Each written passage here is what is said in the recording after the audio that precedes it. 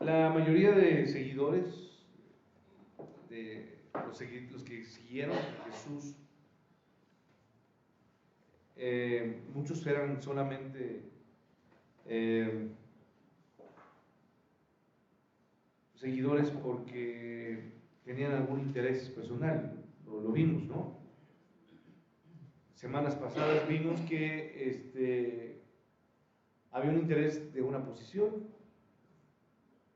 Estar cerca de Jesús le iba a redituar en ser visto, en ser conocido.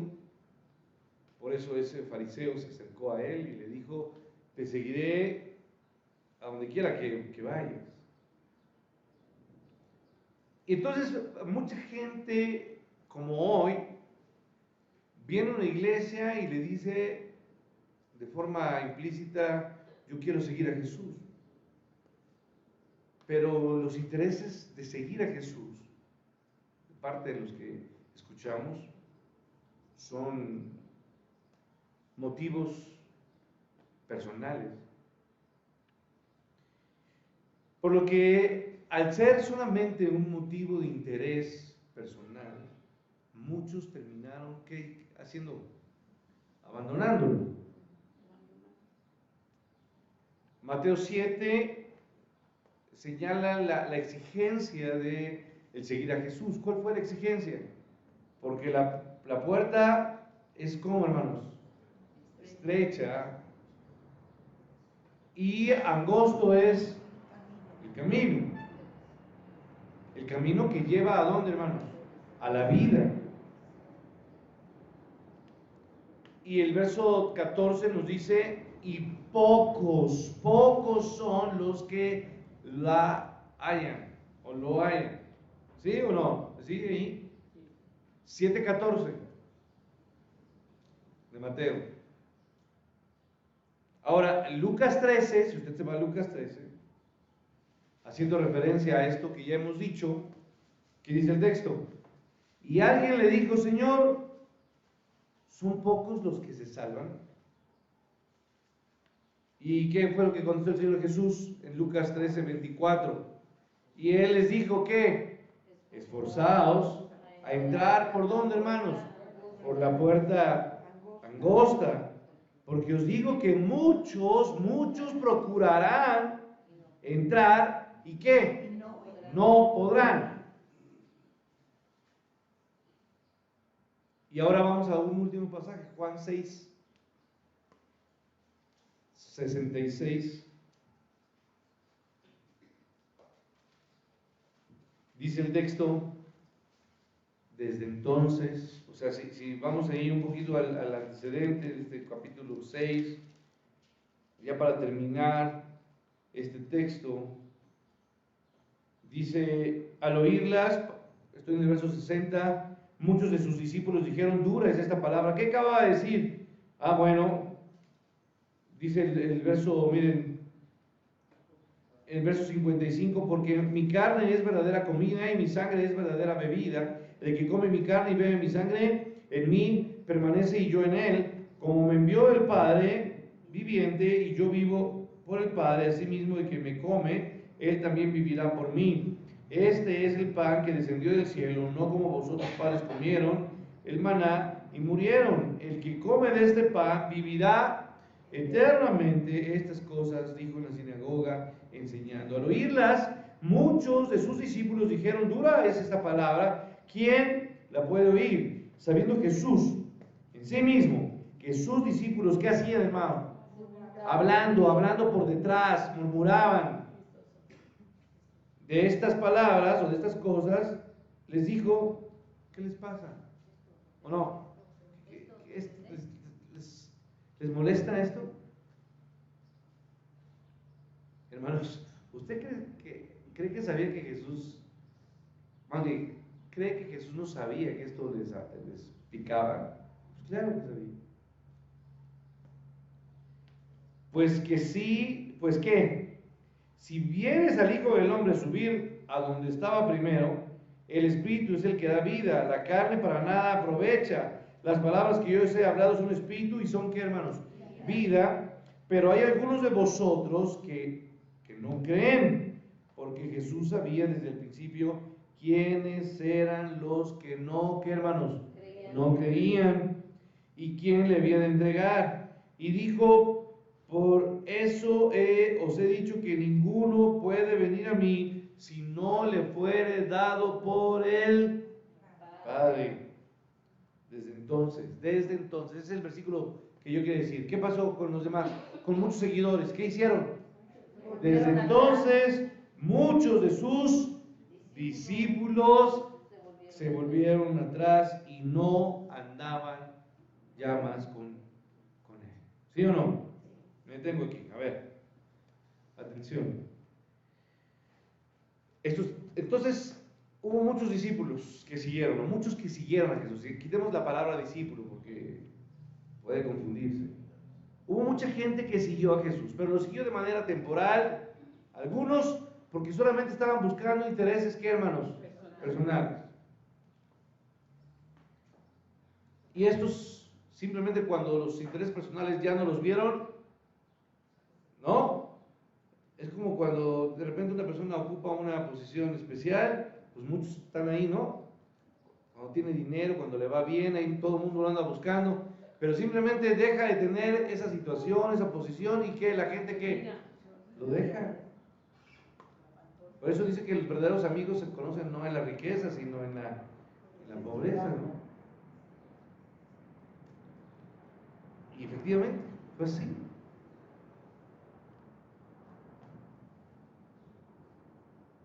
Cuando uno está bien, mucha gente nos rodea, nos ve, nos halaga, pero tan pronto no atendemos su requerimiento, no les damos, no les ayudamos, simplemente la gente, que hermanos, se va. Y así fue con Jesús. Pero por otra parte, estos eran los discípulos, los seguidores, llamémosle falsos, ¿no? Los mentirosos, los que estaban simplemente buscando a Jesús por un interés personal. Pero a diferencia de estos, había otros que sí eran, ¿qué, hermanos? Auténticos, ¿no? Verdaderos discípulos, que quisieron seguir a Jesús y que no lo abandonaron, sino que se quedaron con él. ¿Cierto o no? 67 de ese mismo. 6:67, ¿qué dice el texto? Entonces dice la escritura, dijo entonces Jesús, ¿a quiénes, hermanos? A los 12. A ver. Ya se fueron todos aquellos, ustedes 12. A ver, ustedes 12, ¿qué van a hacer?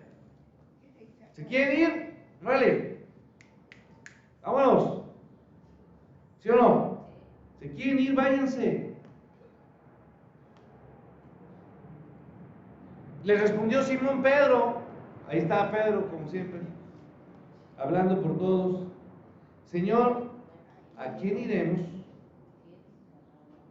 ¿A quién iremos? Tú tienes palabras de vida eterna. Y el 69, y nosotros hemos creído y conocemos que tú eres el Cristo, el Hijo del Dios viviente. Hermosa respuesta, tremenda respuesta. Ahora, hermanos, vamos a nuestro pasaje, a Lucas 10. Este pasaje nos presenta a un cúmulo de discípulos, genuinos o falsos, hermanos. ¿Qué tipo de discípulos eran estos, hermanos? Genuinos. Conocidos como los, ¿qué, hermanos? Los 70. No eran de los años 70, pero eran los 70 porque eran 70. Bueno, aunque hay una discusión ahí, porque algunas escrituras dicen que eran 72 y otros eran 70, pero no quita mucho esto. Los primeros misioneros estos fueron estos hombres. 70 misioneros, 70 enviados, 70 apóstoles. ¿Qué significa la palabra apóstol? Enviado.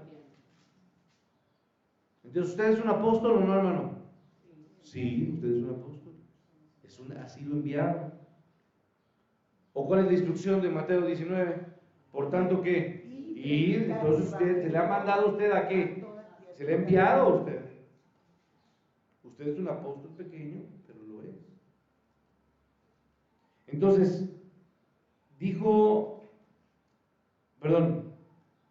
estos son los primeros misioneros del reino, enviados por algún príncipe, por algún súbdito, ¿sí? ¿Quién los envió directamente? No, a ver, estoy hablando del reino, ¿quién los envió? El rey, el mismo rey. ¿O quién es Jesús? ¿No es el rey de reyes? ¿No es eso? Si son los enviados del reino, ¿quién los envió? El rey. Instrucción precisa de quién, hermanos. No hubo interferencia. Es que usted quizás no se dio cuenta, pero ayer desde las 7 de la mañana, 6:30, hasta como por las 7 de la noche acabó la coronación. No subió. Pero eso son pequeñeces comparadas contra el rey de reyes, ¿no? Yo me quedé sorprendido como desde las 7 de la mañana y hasta las 7 de la noche estaban acabando la coronación. De hermana no sabía, pero se coronó el rey Carlos, ¿no? ¿Cómo se llama? Sí, rey Carlos. De Inglaterra, del Reino Unido, porque son ¿cuántos reinos? Cuatro reinos. Y usted la vio todo desde el principio. No me paré de mi cama, hermano. No sé. A ver, entonces, el rey mismo los envió a esta instrucción de hablar o anunciar el reino. La palabra más ocupada por Mateo, ¿cuál es, hermanos? Reino. Y al igual que los 12, estos 70 tuvieron que hacer o cumplir lo que ya se les había exigido. Negarse a sí mismo, tomar ¿qué? Su cruz cada día y seguirlo.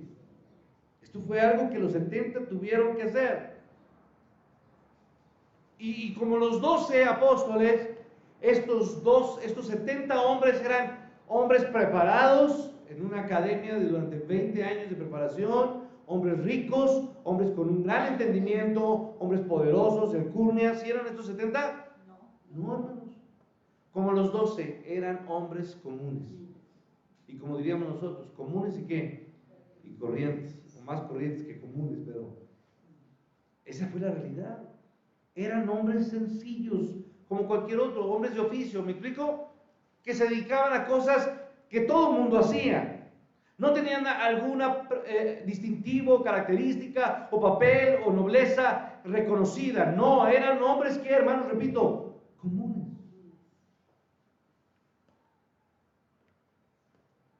Y a ellos se les dio, fíjense que aquí es una diferencia importante, aunque eran hombres comunes, fueron llamados a una tarea común, a una tarea que, hermanos, asombrosa, maravillosa, sorprendente, extraordinaria.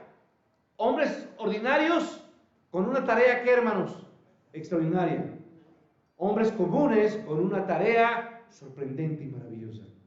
Así es como ustedes y yo hemos sido llamados, comunes a una tarea sin igual, única, la tarea más grande, a anunciar el reino de qué, hermanos, de Dios. Y como lo hizo Juan el Bautista, ¿qué anunció Juan el Bautista? El reino de Dios está por acercarse. ¿Y Jesús qué dijo? El reino de Dios se ha acercado. Ellos tenían la tarea y nosotros tenemos que anunciar lo mismo. El reino de Dios está cerca y busquen a Dios hoy, que puede ser que, hermanos, allá. Buscarlo en tanto está que, hermanos, cercano. Deje el hombre impío su qué, hermanos, su camino. Es lo que tenemos que hacer. Entonces, ellos predicaban el reino. El Señor Jesús estaba presente ahora. El reino estaba allí, en la misma persona de quién, hermanos, del rey. ¿Cierto o no, hermanos? El reino había venido aquí. ¿Y qué es lo que oramos todos los días cuando seguimos el método o la instrucción de la estructura de la oración? ¿Qué dice la instrucción de la oración? Venga a nosotros tu qué, tu reino. Y Y cuando oramos, venga a nosotros su reino, oramos en tres sentidos. Uno, el dominio, el gobierno de Dios cada vez se haga más, ¿qué, hermanos? Más grande. Segunda cosa, que el dominio de Dios se haga más fuerte, ¿en dónde? En mi vida. Y la tercera forma de venir, venga a tu reino, es que el Señor Jesús venga, ¿qué? Y descienda como juez sobre nosotros. ¿Se entiende lo que es orar? Venga a nosotros su reino. Que nazcan nuevos corazones, gobernando más vidas, ¿cierto? Que crezca más su poder y su dominio en mi vida, y que el Señor Jesús venga ya pronto por su iglesia, por usted y por mí. Reino. La palabra viene de dominio. Dominos.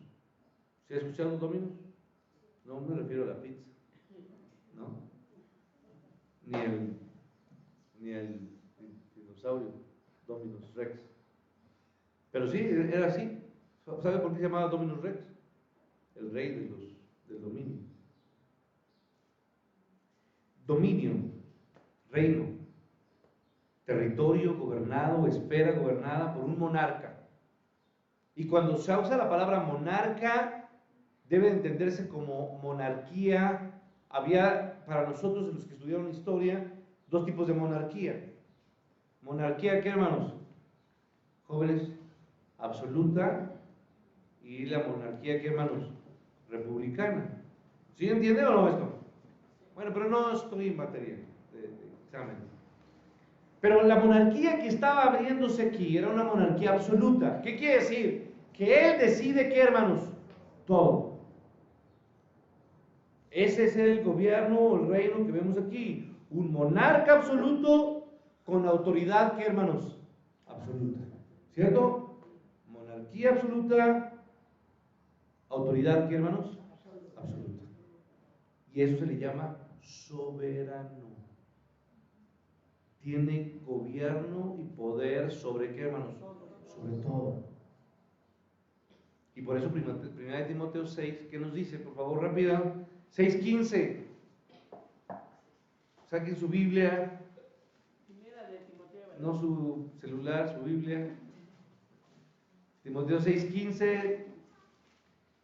Dice el texto: el bienaventurado, y solo que, hermanos, subrayenlo ahí en su Biblia, solo que soberano, rey de reyes y señor de... Pero me gusta, subraye, bienaventurado, solo que, hermanos, solo soberano. Ahora, hermano, en sentido general, toda la creación está bajo la soberanía de ¿quién, hermanos? De Dios, en un sentido general. Rápido, 103. ¿Le tengo que decir de dónde es 103 o ya sabe de dónde? Pues si no hay... O dígame qué otro libro de la Biblia tiene 103 capítulos. Ninguno. Si digo 103 es Salmo 103, verso 19. Por favor, lo leemos juntos. Dice la palabra de Dios: Jehová estableció en los cielos su trono y su reino, ahí está la palabra nuevamente, domina sobre todo. Entonces, a ver, atención aquí. En sentido general, su dominio está presente sobre toda la creación, sobre todo. Pero el reino de salvación es el tema de la predicación del Evangelio. Este es un punto aparte. Una cosa es el dominio que está sobre todo, pero otra cosa es la salvación, que es el tema principal o exclusivo de la predicación del Evangelio. A ver, hermanos, nosotros predicamos simplemente, vamos a hablar de la bondad de Dios. No es nuestro tema principal. Nosotros no vamos a predicar de la ayuda al necesitado, aunque es un tema que permea, pero no es nuestro tema principal. Nosotros venimos a hablar de un tema único: libertad al cautivo, perdón al quién, hermanos, al pecador, salvación está condenado a muerte eterna. ¿Sí me explico? Salvación por gracia, por medio de la fe. Y esto no es de vosotros, pues es don de Dios. Salvación por gracia. Entonces, hermanos, los que entran a su reino, entran a través de la fe. ¿La fe en quién, hermanos? En Cristo. Y solamente en Cristo. Y ellos, o los que hacemos esto, los que entramos al reino por medio de la salvación, nos sometemos por completo, voluntariamente, a la autoridad de ese Rey soberano, y entonces recibimos todos los beneficios de la vida eterna. Si una persona quiere entrar al reino, tiene que someterse a ¿qué, hermanos? A la autoridad de ¿quién? De Dios. Me someto a ti. Quiero obedecerte, Señor. Quiero obedecerte implicaría, quiero alcanzar la salvación. No puede uno alcanzar salvación sin querer, desear estar bajo el dominio, el reino de ¿quién, hermanos? De Dios. Y cada vez que oramos, usted tiene que orar por esa terquedad que tiene, ¿o no?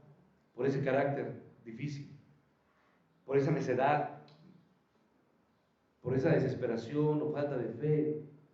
Y usted tiene que decirle, Señor, quiero obedecerte y someterme a tu autoridad. Entonces, los que entran al reino a través de la fe en Jesucristo, nos sometemos por completo a su autoridad para recibir todo lo que la vida eterna conlleva. El resto de la humanidad, por el contrario, hermanos, porque nada más hay dos reinos: el reino de Dios y el reino de ¿qué, hermanos? De las tinieblas. Dice Pablo a los colosenses que hemos sido trasladados de las tinieblas a su luz, ¿qué, hermanos? Admirable. Al reino de su amado ¿qué? Hijo. Entonces el evangelio es, acuérdense que evangelio significa ¿qué, hermanos? Buenas nuevas. Que la buena nueva es que los pecadores pueden alcanzar ¿qué, hermanos? Perdón, salvación. Pueden ser perdonados y librados. Uno de los primeros cantos que yo aprendí de niño es: líbrame, líbrame de las cadenas del mal, o líbrame, Señor. Quiero andar en la luz. Está hablando del reino, ¿no? Del reino de las tinieblas quiero irme ¿a dónde? Al reino de la luz. O líbrame, Señor.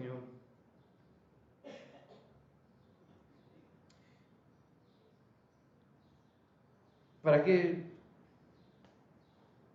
tenemos un problema? El pecado que hizo, hermanos, nos separó de ¿qué, hermanos? De Dios. Y todo hombre tiene que ser ¿qué, hermanos? Reconciliado. La relación que se rompió, que se desgajó por causa de ¿qué, hermanos? Del pecado, tiene que reconstruirse a través de la gracia y el perdón de Dios. Restaurar nuestra relación ¿con quién, hermanos?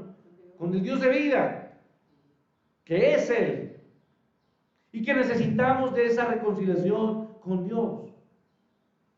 Entonces, hermano, necesitamos ser reconciliados con Dios para que entonces usted pueda tener lo que nadie tiene por compra o por cualquier forma: obtener la paz en quién, hermanos? En Cristo. La reconciliación me da su paz. Él me dio su paz y me dio su amor y me transformó. Esto es lo que puede dar. Él nos da paz, Él nos da consuelo, Él nos da gozo, y un gozo que es, ¿qué, hermanos? Permanente. ¿Hasta dónde, hermanos? Por toda la eternidad. Amén.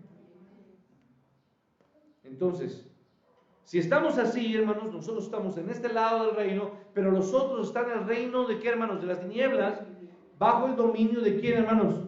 De Satanás. gobierno de Satanás, el príncipe de la potestad del aire, como lo describe la palabra. Entonces le decimos, el Evangelio es la buena nueva al pecador, que puede ser reconciliado y puede encontrar el perdón y la paz y el consuelo en Cristo eternamente. Y yo puedo decir, si usted ha puesto su fe en Cristo, todo esto que vive ahora, su cansancio, su dolor, su desesperación en tantas circunstancias que vivimos, todo esto acabará un día. Y Él nos consolará y nos llenará eternamente de su paz. Porque este dolor fue prometido por Dios, ¿cierto o no? Sí. Estaremos aquí y sufriremos aquí, ¿cierto o no? Y todos los días son, ¿qué hermanos? ¿Días qué hermanos? Malos. Ahora, voy a acabar el mensaje comenzando el versículo 10.1. ¿Qué dice 10.1? Léalo como después de estas cosas. Ahí me detengo. ¿Qué implica esto, hermano? Pues implica que esto sucede después de haber concluido Jesús su ministerio en Galilea. Usted recuerda que Él trabajó en Galilea y ahora se había decidido ir ¿a dónde, hermanos? A Jerusalén, ya lo habíamos dicho.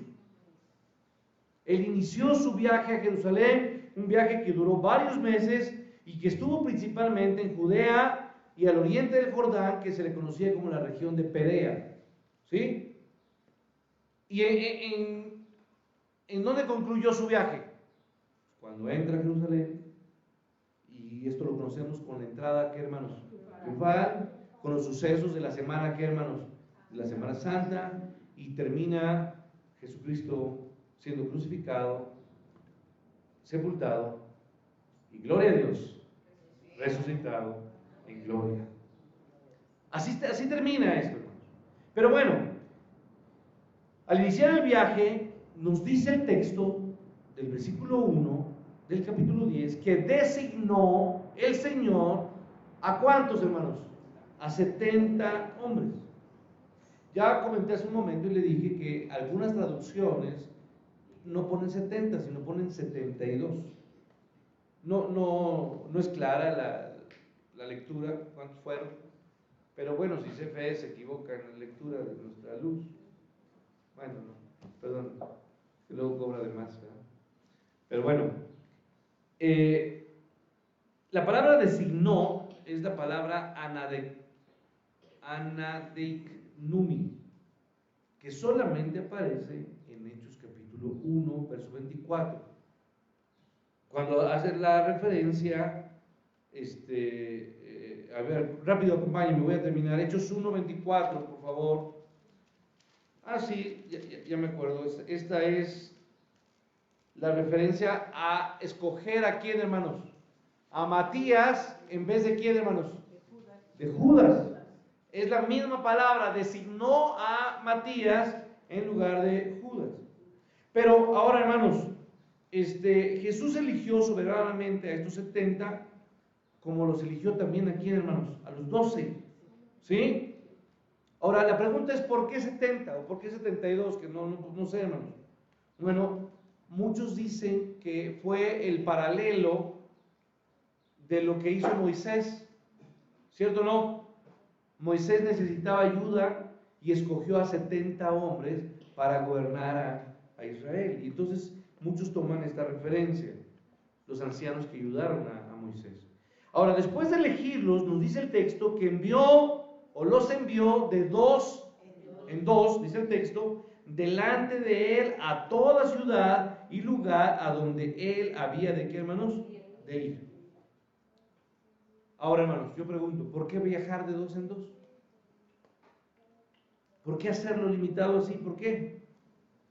Bueno, yo quiero decirle que hay una referencia. A los 12, cuando los envió previamente a esto, los había enviado también ¿de qué? De dos en dos. En Mateo 6, lo puede usted ver, verso 7. Pero a ver, yo termino con esta primera enseñanza. Eclesiastés 4. Es un texto que muchos conocen. Mi esposa hasta de memoria lo sabe. Eclesiastés 4. Mejores son que, hermanos, dos que qué, dos que uno. Porque tienen mejor que, hermanos, paga de su trabajo, porque si cayere el uno, ¿qué pasará, hermanos? Levantará a su compañero, pero hay del solo que cuando cayere no habrá segundo que lo levante. Verso 11. También si dos durmieren juntos, se calentarán mutuamente, mas ¿cómo se calentará uno solo? Verso 12, por favor. Y si alguno prevaleciere contra uno, dos le resistirán, y cordón de qué, hermanos, de tres dobleces no se rompe pronto. Hermano, yo termino diciéndole hasta hoy aquí a todos, y en especial con mucho cariño y aprecio, hermana Tony, no estamos solos.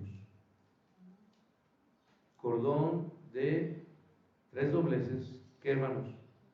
No se rompe. Nos puede dar el efecto Elías, que se sentía morir porque dice: aquí estoy solo. Pero un hijo de Dios no debe estar solo. Es nuestra obligación orar por quién, hermanos, por nuestros hermanos. Usted tiene que jalar con quién, hermanos, con alguien. Y cuando usted se sienta a desfallecer, tiene que, ¿qué, hermanos? Hablar. Obviamente ora a Dios, pero habla con un hermano y habla y dígale: hermano, necesito que ¿qué? Que ore por mí, que me ayude. Y si tiene hambre, hermano, pues pídale: oiga, sí quiero que ore por mí, pero también si tiene algo para darme de comer. ¿Sí? Hermano, estamos aquí para poder ayudar en qué, hermanos, en las necesidades de sus hermanos. Esta iglesia tiene que fortalecerse con el amor y con el afecto de qué, hermanos, de otro hermano, junto con nosotros. Y tenemos que alegrarnos por la ayuda, por la compañía, por la alegría de estar, ¿qué, hermanos? Unidos. Y como dice el himnólogo, porque cantar nos gusta, ¿qué? Unidos. Y leer nos gusta, ¿qué? Unidos. Y vamos a salir, hermanos, a predicar a nuestras colonias, a nuestros hermanos, como hermanos, juntos. Y por eso cuando vayan a Tlapesco, se van a ir, ¿qué? Dos. ¿Sí? Bueno, si son parejitas, los vamos a cuidar, porque luego las parejitas se nos pierden por ahí, ¿verdad? Hermanos, sintámonos gozosos y hagamos un compromiso de orar por nuestros hermanos. Y tome a un hermano, y tome a dos, y tome a tres, y ore con él. Su hermana, su hermano, y póngale un nombre, está necesitando que usted ore por él. Y quizá usted está orando, está necesitando que yo ore, o que algún hermano de aquí oremos por quién, hermanos, por usted. Señor, necesitamos de tu presencia. Y esta iglesia, yo te pido que nos llenes de tu amor y de ese compromiso de caminar juntos, porque el cordón de tres dobleces no se rompe. Gracias por ese amor y tu cuidado. Ayúdanos a caminar juntos como iglesia y a servirte juntos como una familia en la fe. Amén. Dios les bendiga.